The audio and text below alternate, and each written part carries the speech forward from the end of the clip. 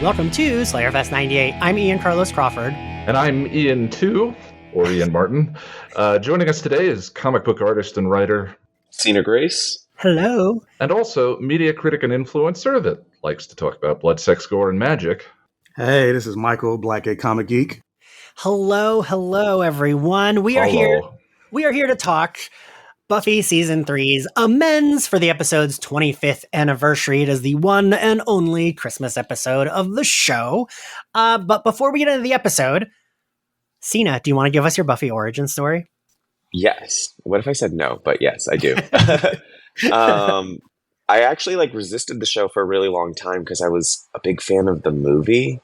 And then during a hiatus between seasons, it was just on one night. And I remembered being like, this is ridiculous. Like, this little actress is being thrown against gravestones and then just bounces right back up and doesn't feel a thing. And then she just jumps back in. And these people, they talk like cartoon characters, like what? And then, then another week came by and I had it on again. And then by the following season, I was just like, I love this show. The show is so great. Oh yes, these people talk like cartoon characters and I love it.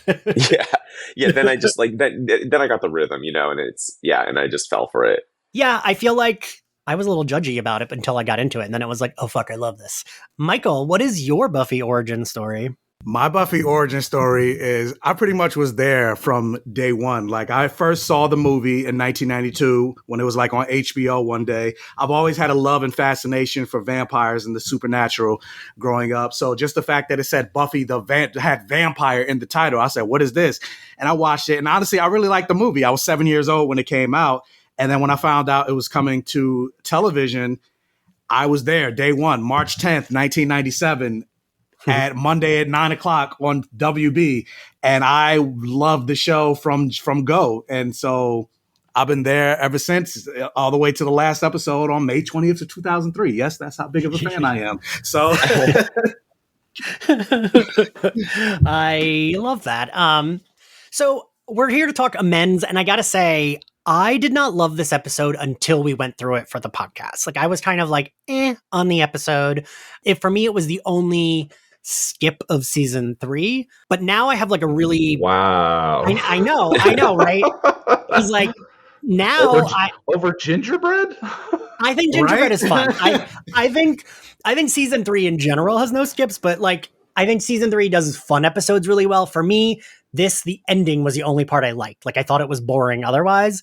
It is a little slow leading up to that end, but I do love it now. I think it's so well done, and I think it does a really good job introducing the first, and I fucking cry every time I watch Sarah Michelle Gellar say, well, what about me? I don't know.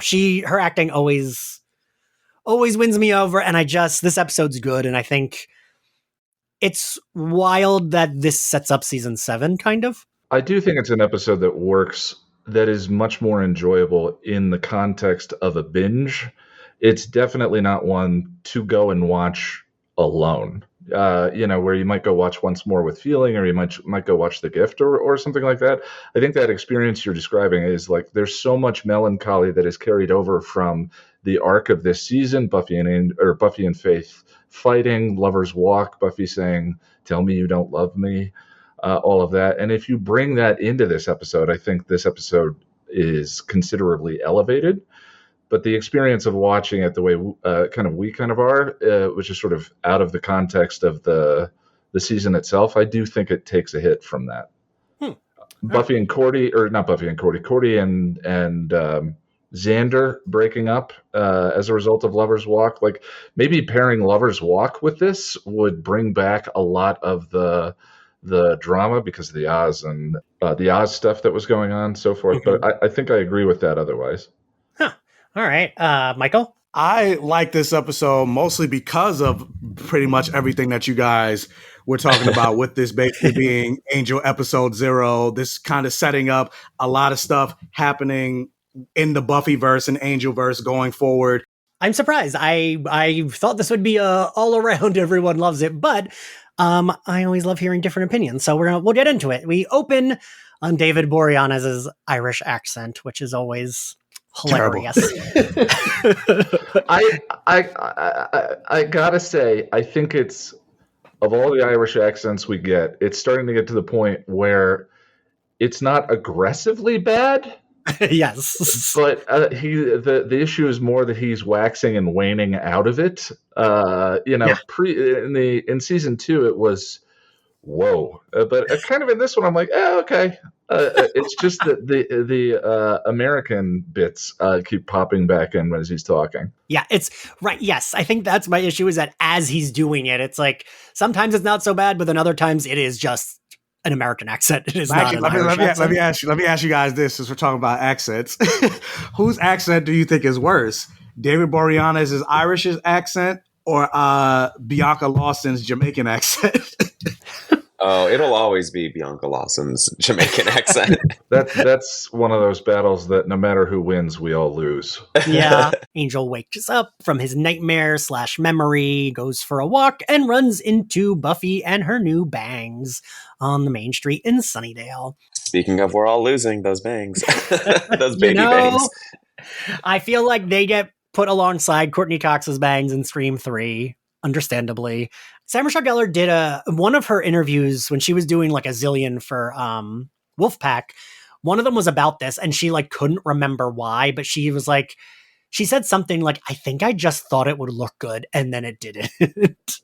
And she said she like shows her daughters pictures of her from Amends anytime her daughter wants bangs. I gotta say, his acting when he has to do the like the like breathing and like the like looks is not, it doesn't always work for me. And put on my clown makeup because he's become maybe the most consistent working actor from any of these shows. Yeah, he holds some record now as in the pantheon of most successful TV actors in terms of the most number of longest running shows or something like that.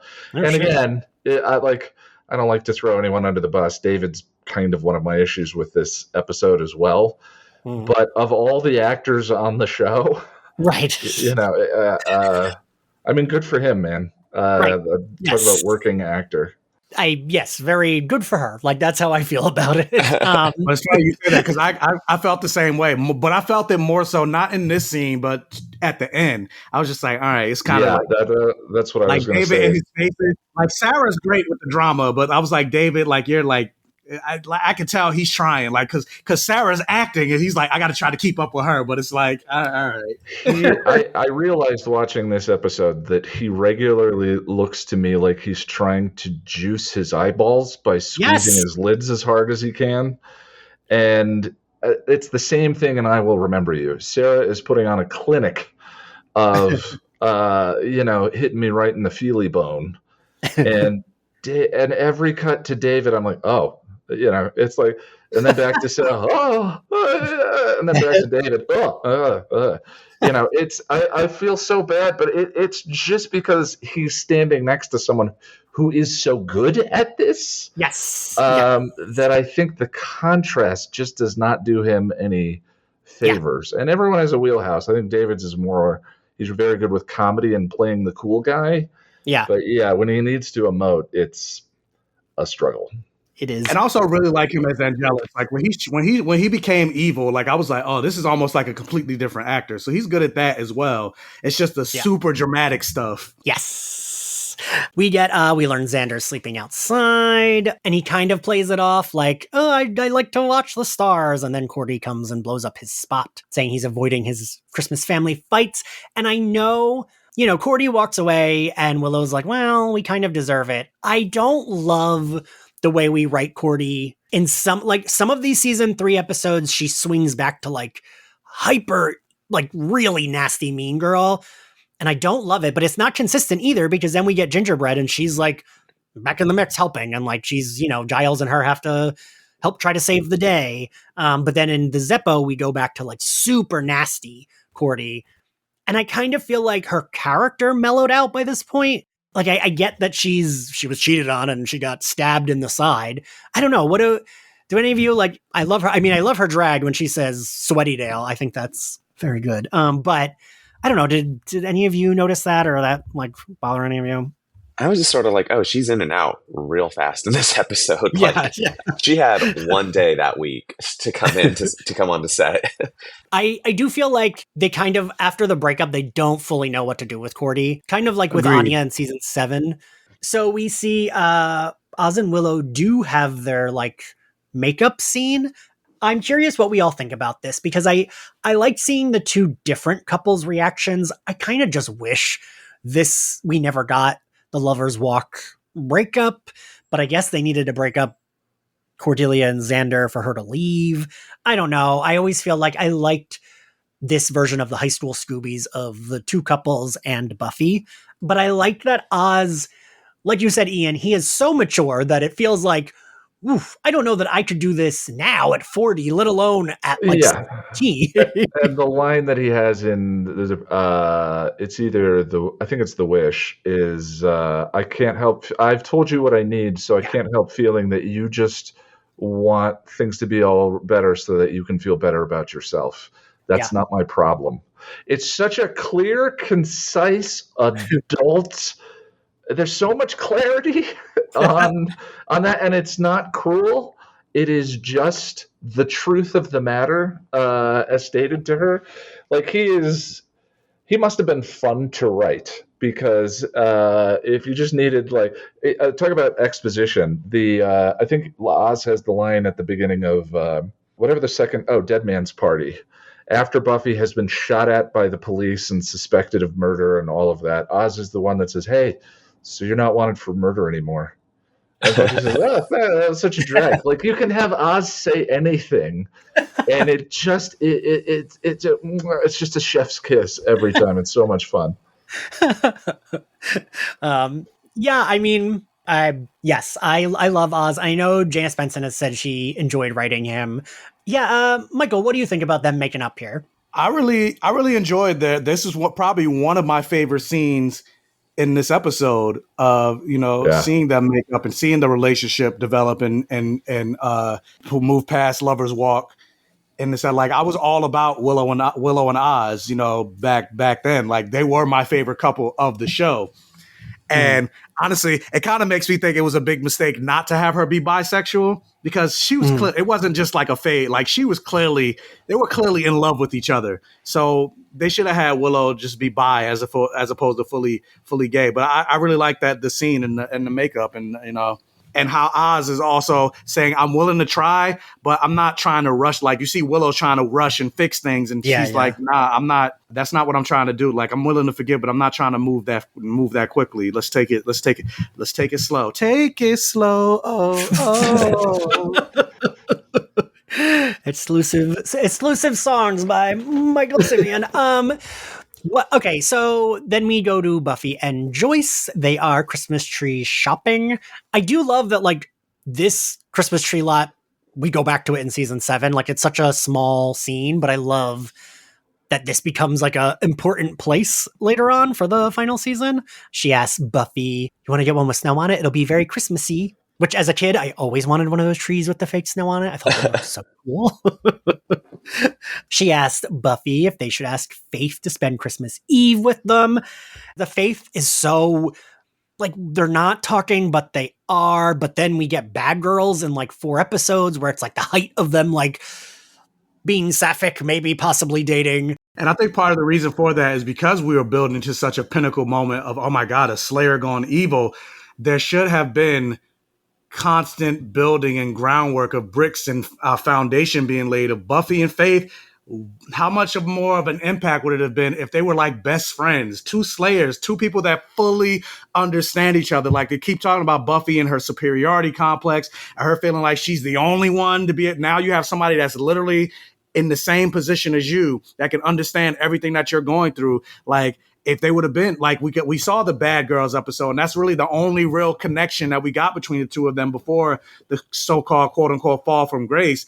But if we had more of that, not so much Bad Girls, but Slayer girls. Mm-hmm. So Buffy tells her she's, going to guilt trip her. She's going to invite Faith at Christmas Eve. And I really like when she's like, "Do you think we should invite Giles?" And Joyce is immediately like, "Nope, no, not inviting him. He doesn't want to hang out with women. No, we're good." I think that, like, the build up to the joke in earshot is so subtle and so gratifying. I don't know. I just love that. Any nod to that, I'm like, yes, please, more of that. We see Angel having a nightmare again, but then we cut to Faith. She's trying to get her TV to work, and Buffy swings by to invite her for Christmas Eve dinner. And Faith immediately clocks her, which I like. And I think both of them are doing very good, like awkward teens, not knowing how they feel acting. Because Buffy's trying to be nice to her. Faith is like being civil, but like putting Buffy at a distance. We know she's lying about the party. Yeah, Michael, what do you think of this scene? In terms of acting, I really like the awkwardness between Sarah and Eliza. So I think they did well. But I'm just like, I don't get like Faith, like just fucking go, like I don't understand why you got to try to put on this front, like it frustrated me in that aspect. Like you see, she obviously wants to go. She's obviously excited that somebody invited her to something. That's something that she's never had before. But for whatever reason, she has to play the cool guy. And I'm just like, what? Why? There's nobody around. It's just you and her. Like, just say it's like I'm willing to go. Like, thank you for the invite. I'll be there. like. It just it just annoyed me. Just like fucking teenagers. Cena? Yeah, I don't know. I still can't figure out why like this was such a. I think it's because I don't know. Yeah, she's so vulnerable this episode in a weird way. Yeah. Like, and I think I wanted a little more of it, and then we get sort of the quote unquote payoff of her coming, and then to Christmas, and then or Christmas Eve, and then Buffy's like, "Watch my mom." Yeah. And then Faith's like, okay. Yeah. So it felt like it's like, oh, we get her and we only get her for like 2 scenes, and it's like, oh, that's a waste of Faith. Yeah. Yeah. We then cut to Giles' apartment and there's a knock at his door. And who is there, Michael? It is Angel. Hello. I feel like this is one of the only times we see Giles like aggressively like because I understand fully and I kind of love it that he's like, Angel's like, can you invite me in? I need to talk. And he walks out of the room, comes back with a crossbow and is like, yeah, now you can come in. Yeah, we get to see the Ripper come back. Yeah. And the way he's like, oh, you need my help. That's funny hearing that. Like, he is understandably sour, right? This man murdered his girlfriend. Yeah, look, I love the Ripper moments that we get to see of Giles, whether it's this moment, the moment where he fucking cuts loose, where after Angel or Angelus kills Jenny Calendar, he goes on a rampage at the warehouse. Him killing Ben in season 5 because Buffy couldn't, she's a hero. She can't do it. But then we get to season 7. She's like, I'll kill anybody I need to for the mission. Yeah. What do we think of Jenny here and her appearance in this episode, Cena? I mean, that's like one of those characters that it's just like, yeah, you love to see her in any context, and something's not right because of just how she talks about her own death, or whatever. She says she has a really good line too about like, what is she? She's like, I wanted to die like on a bed with like a bunch of like fat grandchildren like next to me or something, but that's not going to happen or whatever. It's just like, once she has that sort of like flippant attitude, which does become kind of like a signature of the first. Like the first is very salty. I liked seeing her, and it was, I like that became a tool to like kind of revisit certain characters and give you, like a Whedon-esque closure, which is like just painful, just painful. You don't actually get closure. That's very accurate. Yes. Right? One thing I was thinking about was like, when I forgot to mention in the Faith scene, are there a lot of rockin' teenage parties on Christmas Eve? Like, Ian, you just sounded like my grandpa. Rockin' teenage parties? I'll be the old guy. That's fine. Michael, what are you say? I was saying in a small town, maybe. Maybe. Maybe. I was missing out, apparently. Also, wait, this is the first time I've ever thought about this.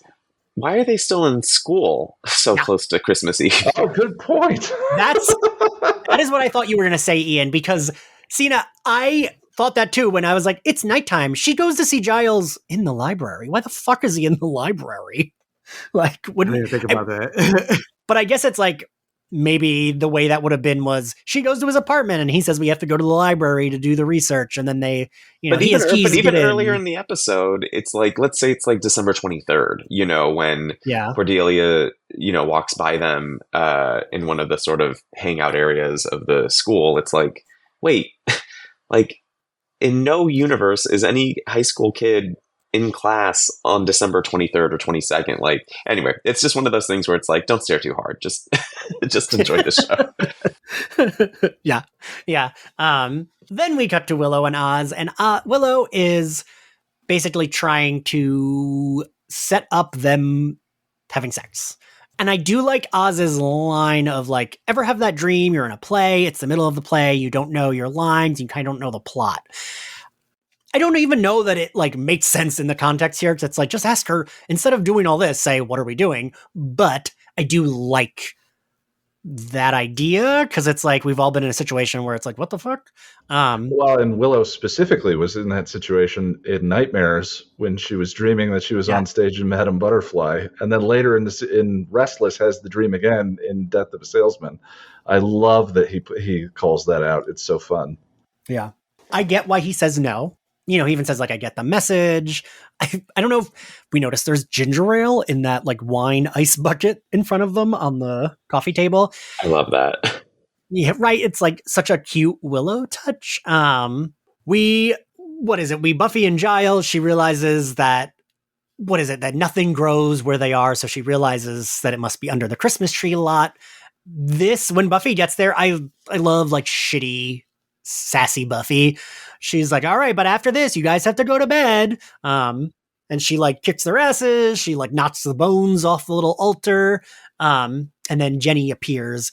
And I also like when Buffy, something should be shocking, but she's just so annoyed that she's not. Cause like seeing Jenny Calendar should be like shocking to her, but she just is annoyed and doesn't give a shit. Right. And that's like, I love that version of Buffy. And I like that when the first evil is like pontificating and is like, we're beyond death, darkness fears us, blah, blah, blah, blah, blah. And she says, all right, I get it. You're evil. Do we have to talk about it all day? Like that's the Buffy shit I love. Right. And that is, that's, and Cena and Michael, I'm sure like that is very like Spider-Man-y to me. Right. It is. It's very, very much superhero banter. Yeah. Yeah, I mean, I think that's the, I think having gone like the 37 minutes of this very serious episode and then having that on the end, it's like, that maybe is why I feel like parts of this episode don't work for me. It's like, could that have been, there was like no levity and then there's suddenly this like, like almost, what becomes like MCU banter, which I love, but, and maybe I'm just being fussy today, and I apologize. But, because I do love those. I do love when she talks like that. I do love when she has that attitude. But then, and usually this show is like so great at like she'll do that in one scene, and then the next she'll be pouring her heart out to Angel and crying. Yeah, I mean that's like for me that kind of sums up what I love about the show and what it has spoiled me for that I always want in everything. I'm like, yes, make me laugh, but then also be able to make me cry in the next scene. That's always what I'm looking for. Then we get like the Dead by Sunrise, which is, I thought it was said so many times in this episode. Like my memory, the first says that so many times. But I don't say it that many times. Then she goes to find Angel. And, this is one of many times where Sarah Michelle Gellar said, oh, you want some acting? I will give you some acting. I need everyone's take on this final scene. Michael, what do you think of this, like, her monologue to him and their, like, fight and then, her crying? What do you think about it all? In terms of the scene, especially more so with Sarah Michelle Gellar, like, I feel like this is one of, like, her best performances. Like, honestly, like... yeah. It's kind of on par with because I think nothing tops her performance in Prophecy Girl. That I'm 16 years old. I don't want to die. Like you saw the fear, the anger, the rage, somewhat of relief, like all of that, all in that one scene. And you never really got a lot of that throughout most of the run of the show until maybe like this episode. You see some of that, and like. She was cooking in the scene. Like I thought it was great. Like you saw her trying to be hopeful, trying to, being upset, trying to push Angel, being the 17-year-old girl. Like, she actually felt like a kid in this in this moment, as opposed to being the Slayer, the chosen one. She just wants her boyfriend, pretty much. And so I really enjoyed that. But then, you got David Boreanaz trying to keep up with it. It's just like, all right. But yeah, I mean, musically, it's a duet, and one of the instruments can hit the high note, and the other one keeps trying and just can't.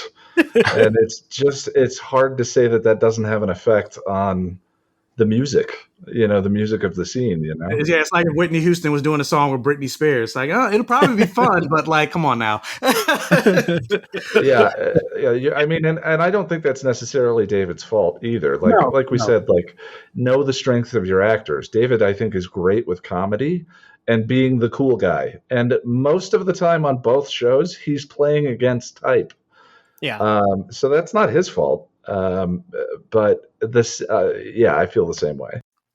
But this scene also kind of gives the theme of, going back to what you're saying about this being Angel episode 0, of like, we fight. It's hard, but we have to keep going. And if you can do real good, Angel, but if this is what you're going to do, if you're just going to kill yourself, then everything that you think you were doing, all the quote unquote amends and all, you really are a monster. So like, this is kind of really that thesis statement of what Angel, the show, is going to be about. And that happened kind of in this moment. You know what? In this conversation, I'm also realizing this is season 7, episode 0, not just because of the first, but this is kind of like, really the biggest, like, to date, like, Buffy speechifying, which becomes like it almost becomes a punchline in season 7, because she's just like, any opportunity she gets, she'll like cross her arms and speechify to anyone who'll listen. And this is like one of those, one of those meaty, juicy ones. And I think the reason why I was always like an Angel fan is, their relationship makes her say the most like batshit lovesick, nonsensical teen angsty stuff that I just live for. Like, it isn't in this scene, but there's like a like in another episode in like season 2 or something, Angel's like, when I kiss you, you don't wake up from a deep sleep and live happily ever after. And she's like, no, when you kiss me, I want to die. And then like runs away. And I just like any like I love when, because she's, she always has to like kind of like, she's always so restrained because she doesn't know what to say to him, that then she just like blows up and gives him everything. And then, and you do get these like really, really crazy and melodramatic, sentences from her that she delivers with like the utmost seriousness and sincerity that, and that's, we're all saying here, it's like a testament to her acting, and all he has to do is just be a cardboard, box with hair. Buffy and Angel always feel so operatic, where Spike and Buffy to me always feel like a play. You think about the scenes between Buffy and Angel, or Spike and Angel, that I remember, it's like under a rug, or in a basement, or it's almost like the location feels so grounded. In an easy chair, the intimacy and the quietness of their romantic sequences specifically is so grounded, and Buffy and Angel are singing for the cheap seats. They are. It is so performative, like as a teenage dying star implosion relationship would be. Like, oh my God, I can't. It's so loud. And I'm not saying that as a criticism. I think that it works for the age and the type of romance that it is. All right. I mean, I buy that. I feel like, Buffy and Angel, and I know that's, you kind of summed up what people say when they like are shipping like one or the other. Like, Buffy and Angel are too angsty. Buffy and Spike feel less angsty. Buffy and Spike are toxic as fuck. I'm not pro Buffy and Spike either. Like, when people ask me, I say I'm a cookie dough shipper. Yeah. I'm not an anything else shipper. But like, I'm just saying, like, the way the scenes play It's so interesting. They feel like different media in a weird way. No, I fully see that. And I just, man, like, Michael, you mentioned her Prophecy Girl monologue. I think this one's better, honestly, but I love both of them. And I just think Sarah Michelle Gellar, there is not a fucking monologue in this show that she isn't like rolls up her sleeves and is like, let's fucking go. I got this. Like, I feel like she always nails it and commits. And a thing that I think about a lot is a reason, and this, no one throw tomatoes at me. The reason I don't hate Beer Bad is because I think she commits and it's fun. It is stupid. It is stupid and it knows what it is. And Sarah Michelle Gellar knows what that episode is and nails all the beats of like how stupid it's supposed to be. I agree with that, but I hate that episode. Fair. I mean, I think it's like another one that Double Meat Palace I love for similar reasons.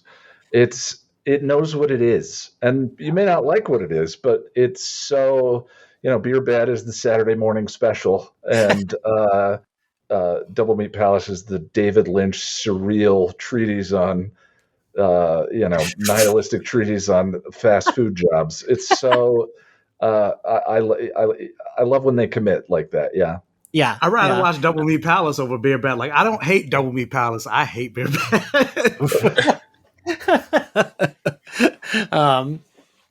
Yeah, and then like, I don't know, the snowfall, it all works for me. Even the cheesy music and how we see everyone looking out the window. I don't know. Sina, what do you think about all that? Does it fall flat for you or does it work for you? Is it weird that I'm like completely? I've always been like agnostic to that scene. Like I'm like, like it's pretty. You know what I mean? Like it's just a cute, But I'm only learning in my like, getting ready for this conversation that it could have even been polarizing, or like it could have demanded hot takes. Yeah, I always just took it at face value and thought it was pretty and thought they were cute together. And, and it goes back to like this whole episode is just kind of giving like, Christmas Carol Dickens, all of that. Like, so, it just fit for me. All right. The interesting thing about the sequence that I think about, but it works because if this is set up for Angel the series, we can't resolve the question right now, is that Angel doesn't get to make a choice. He doesn't decide to not to not get burned to death. The choice is made for him, right? So he's still, and that works because all of the themes from this and Gingerbread, and to some degree The Wish, are what all of Angel season 1, 2, and 3 are about. I was actually struck by how similar Ian, we've talked about, I think I was on with you for Epiphany, and I was surprised watching this episode how many beats are similar to Angel season 2, from the dreamlike character from his past who's trying to convince him to be selfish. So you've got the Roby Lamort parallel with Darla in season 2 when she's in his dreams trying to seduce him into being selfish, and Darla is playing. Miss Calendar tries to get Angel to go sleep with Buffy. Darla tries to do the Buffy seduction on Angel to try and get him to lose his soul in the same way. And at the end of this episode, Angel tries to commit suicide. And in Reprise, at the end of Reprise, when Angel realizes that he'll never win the battle against evil, he tries to kill himself by sleeping with Darla and losing his soul. There are so many beats in this one episode that are, whether deliberately or not, replicated in Angel season 2, and I love it. I think it works really well. Yeah. But the interesting thing for me is the whole setup, that argument doesn't have a payoff because Angel never makes a choice. The powers that be do for him and start the snow, and maybe that's why someone who might watch this episode and feel like it's less satisfying, because there's not a character breakthrough at the end of the episode. It just starts snowing in Sunnydale, so it's sort of the miracle bailout. And this is one of those rare moments where the powers that be, you have divine intervention, more specifically in Buffy, than because the powers that be didn't really play that much of a role in the show Buffy than they did in Angel, but it's a more direct Deus Ex Machina, more or less, that happened that doesn't really happen so much, even in both shows. For them, like, we know the powers that be exist, but for the most part, they don't really do anything. Like, we talk about how there's a first evil, but we don't really see like a first good. So Right. this is like one of those rare. This is one of those rare moments where it like kind of happened. So like, it was cute, you know, especially for it to be a Christmas theme episode. It was cute. Yeah. All right. So we are at the end. I've been doing a little bit of trivia. There is only literally like one thing I could find that was interesting trivia. That wasn't stuff that was obvious, which is the climax where Buffy and Angel have their like encounter and it starts snowing is apparently the exact same spot where Willow tries to raise like the chapel and end the world in season 6. Huh. Yeah. Once I say that, it's like, oh, right. Yeah, that makes sense. The final appearance of Miss Calendar and the mutant enemy monster at the end wears a Santa hat. All right, what would Dawn be doing in this episode? Michael, I'll have you go first. Being annoying. I was thinking about that a lot, and I'm just like, honestly, I can't, because like, considering everything that's going on, like, what outside of like helping set up Christmas decorations, that's the only thing I can really think of. Like, that's fair. Yeah. Cena? I feel like she would have like a weird like Gift of the Magi like side quest story going on, you know, that and I guess like in the theme of like Amends, it would be probably because she did something fucking stupid earlier in the season and wants to make amends, you know. Like I just think she would be, yeah, I think she would just be kind of like off doing her own thing and being a little selfish, and definitely like it would have to do with presents, like getting a present or something, you know. Ian? I think that Dawn would think Faith was incredibly cool. Yeah. Because Faith would be the Spike in her life before Spike is in her life. Yeah. Dawn would have gone to the hotel with Buffy to invite Faith over because Joyce would have made them go together. Dawn would have taken something from Faith's room. Oh, you really have thought this out. And then in the Christmas sequence, she gives Faith back the item because she realizes it's wrong, and that's her way of making amends and her mini arc for the season. Oh, sorry, I must have just grabbed this. Here you go. And then Faith makes them cocoa. Ooh, he thought about it. I'm impressed, Ian. See, I just said she would have been there doing decorations with them. No, that was fun. I like that. That was a fun question. I love adding that question in because sometimes we get some pretty wild answers. Favorite outfit of the episode, Cena? The first time I watched it, I would say that, you know, the coat she's wearing at the end, but watching it again, I just am really taken by that like maroon tank top or spaghetti strap top she's wearing with like the really, really tiny little, it's like, it looks like it's a cross necklace. I can't tell because it's pre-HD. Yeah. But yeah, I would say that. All right. Michael? My favorite outfit is Angel being naked in his bed when he was dreaming. Fair. Ian? I'm going to go with Giles in casual wear with a crossbow. I'm pretty sure he's wearing the outfit that Angel tortured him in that sequence. Ooh, I think you're right. Which heightens that scene. Giles in casual wear, period, I think is always a ton of fun. But to have him wearing the clothes that Angel tortured him in when, or Angelus tortured him in, when Angel comes in that sequence, heightens that sequence that much more. Ooh, I like that. Yeah. I mean, I just went with the coat. Her in that coat she's wearing at the end. Buffy always looks good in a coat. Favorite? She does though, right? She does. She wears a coat well. Favorite scene, Michael? My favorite scene is the reconciliation between Willow and Oz in both the classroom and the scene when at the house where she's playing Barry. Like, I really like the dynamic between the two of them and just seeing them getting past you know, and especially in teenage eyes, insurmountable odds, and seeing, you know, Oz being the more mature one, and you know, starting them on that role. So I really like that scene, or those two scenes. All right. Ian? I think it's when Angel shows up at the door and Anthony's face falls. To at least them have a chance to pay off.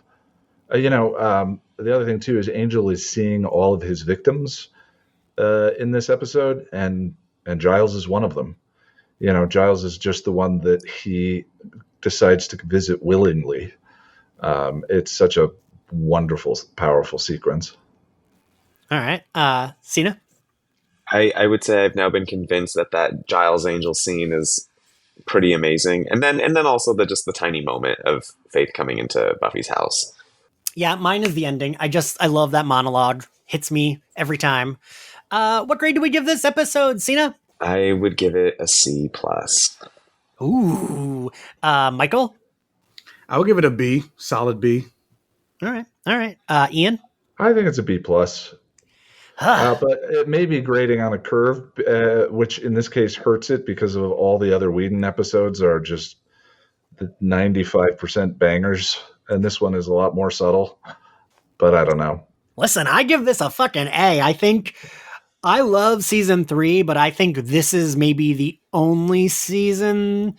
No, wait, no, that's a lie. I was gonna say this is the only episode that makes me cry, but no, because Prom makes me cry. But I always forget about Prom. Yeah, but I think it's one of the biggest emotional beats aside from Prom. Yeah, I love this episode.